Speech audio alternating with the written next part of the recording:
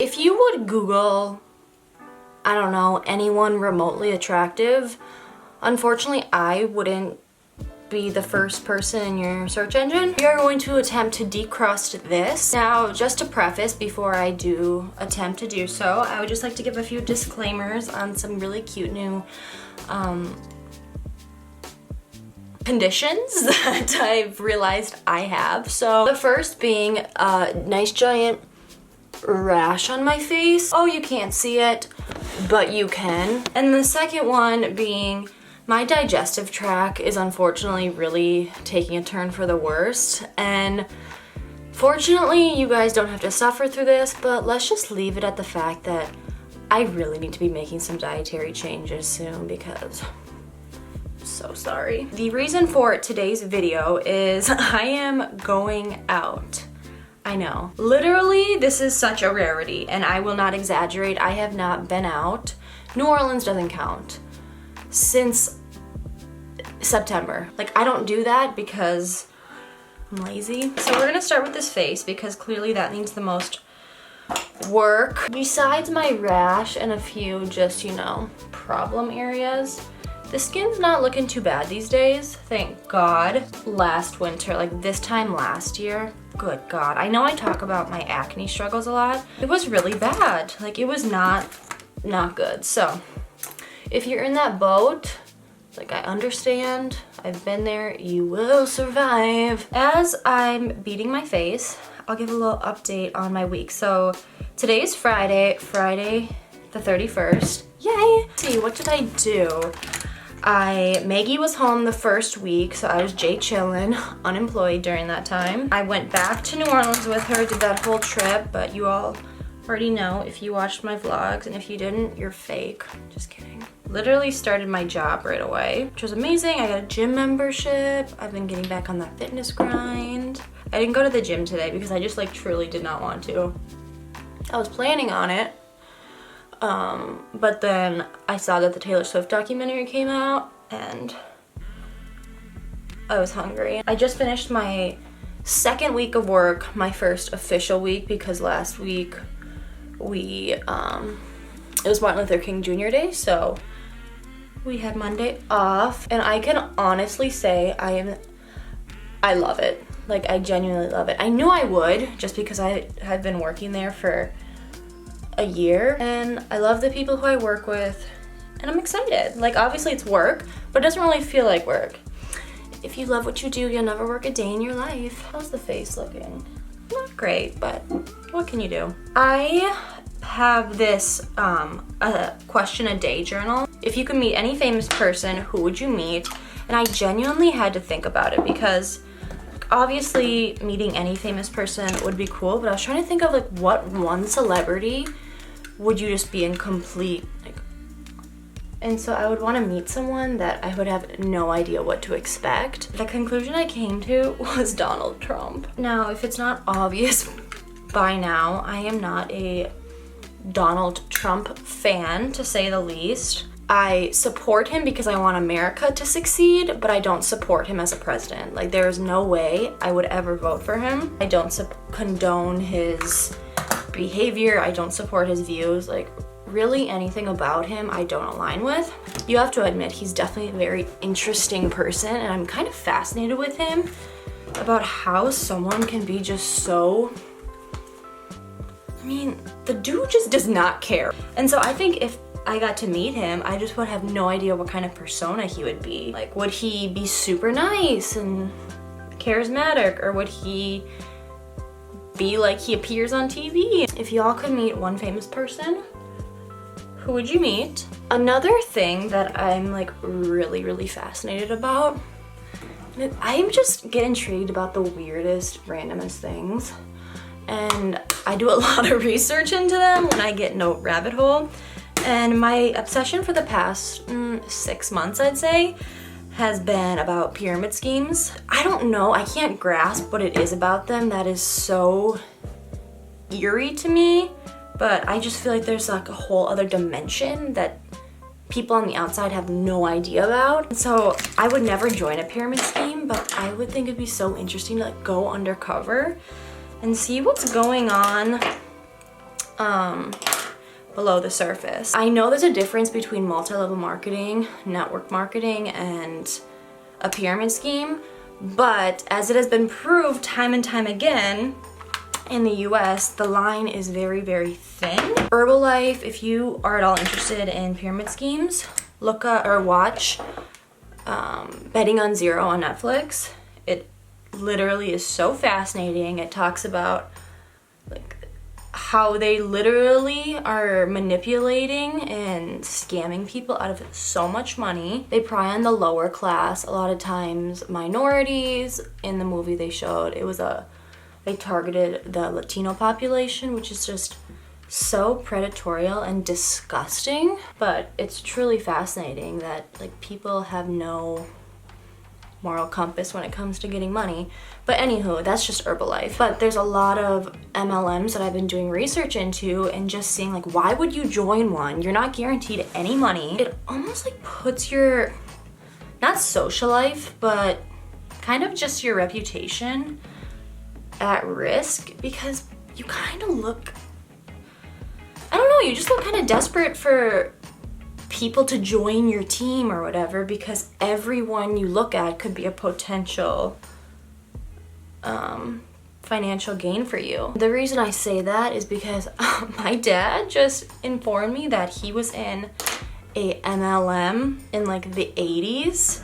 Amway, it's like a cleaning healthcare line. And he basically said when he would go to their rallies, they would tell you, everyone you meet, family, friends, co-workers, whoever, they can help advance your business. Which means if they, one, buy from you, or two, join your team, they can help advance you. And I know people get really upset when you call MLMs pyramid schemes, because they're technically not, but don't sue me, don't come for me. And I got into this wormhole because I've been seeing a lot of Instagram accounts of girls that are part of these different MLMs like Arbonne. They kind of have the same strategy, and it's very, very, you can see it from a mile away as an outsider, where they'll like DM you or text you or whatever and be like, hey, blah, blah, blah, blah, blah. Are you interested in this business opportunity? Because I've never actually been in one myself, it's not right for me to sit here and judge. But from the research that I have done, which literally has been embarrassingly in-depth, like I have watched their team calls on YouTube, and I have done background research on like the legality of all these things. When you get people to join your team, and which is they become below you, so you're their higher up, any sale that they get, you get a commission of. And so it literally is like a pyramid. That's why you want to keep recruiting more, because the more sales they make, and then when they recruit people, you get a cut of the profit. So like technically it's literally a pyramid, you can't deny that. And I guess it is just another sales model. I don't know, it just does not, something about it does not sit well with me, and I can't exactly pinpoint it. But if you are at all like me and are obsessed with MLM or pyramid schemes, let me know, because I would love to chat. Let's chat about post-grad life, because you all asked. No one, not a soul asked. Actually coming home and not having to instantly start studying or doing homework, you guys, that is so liberating. So even though I come home from work at like 5 o'clock and I'm deadbeat exhausted, and I usually go work out, and then I come back and like my night's gone, I still feel like I have a good grasp on my time. Like anything I want to do, I can do, which is just like a really beautiful thing, you guys. What's really sad is I've been getting ready for, I think, over 25 minutes at this point, and I think I look worse. And that's not even me trying to like get sympathy. I genuinely don't look good. I look like I got punched. I know I do a lot of self-deprecation, and quite honestly, that's just literally a part of my personality and how I grew up. Like my siblings and I just would like put each other down in a very like loving way. It sounds worse than it is. People from other cultures are probably thinking, what is wrong with white people? In my videos, I'm always like commenting on how nasty and just like crusty and greasy I look. But I actually don't have bad self-esteem, contrary to popular belief. I got a good head on my shoulders, a very greasy head. A few days ago, Luke and I were on our friend's podcast, which was literally the highlight of my year. So if you're interested, I'll link it down below. Okay, I'm gonna stop talking so I can do my eyeliner. Hold that thought. Wow, that actually doesn't look disgusting. So I was listening to my podcast this morning and I was listening to a TED Talk. I realized how important it is to actually listen to stuff that has substance. Like every guest they have on has like something to share, and I genuinely think that of every single person in this world. Everyone has a story. You can learn something from everyone. But I've found that like the trend for podcasts has been to just like ramble, and that's good. Like I like that in moderation, but I have realized the past few months that's the only thing I've been listening to. It's literally just people talking about their trip to the grocery store and that they got hair extensions, like all these things that are interesting, and I'm entertained. But I'm so used to listening to stuff that has no meat to it, and looking back, I haven't taken anything from those podcasts. Your brain just kind of starts to like bleh. I came to this realization when I was listening to a TED Talk and they were talking about real issues like climate change and just important things. And I do realize that podcasts are a time for people to kind of like blah out and not think and turn their brain off. But it can't be like that all the time. Thank you for coming to my TED Talk.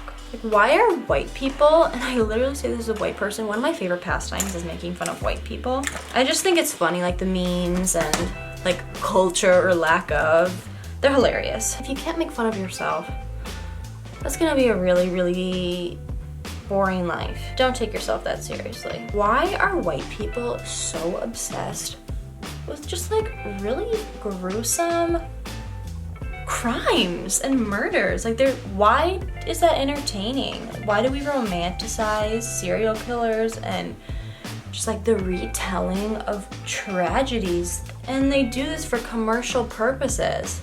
I mean, I have listened to some and they're actually pretty interesting, but that's another one of those things. It's like, am I gonna take something of substance out of this, or is it just gonna like mess me up emotionally? Okay, so I'm pretty much done with the makeup. Oh, but one of my favorite things to do, I don't know why, I just feel cool doing it, is I like to highlight my collarbone. So take your highlighter, really get the product in there, and then you go and like, it just makes you feel glittery and like Kim Kardashian. I watched too much Keeping Up with the Kardashians as a 15-year-old. Okay, we're gonna fix the hair, we're gonna fix the fit, and then we're leaving in like 20 minutes. Okay, folks, literally an hour later, and this is as good as it's gonna get. As you can see, the natural grease, that is all natural, fully produced by my head. We love hygiene.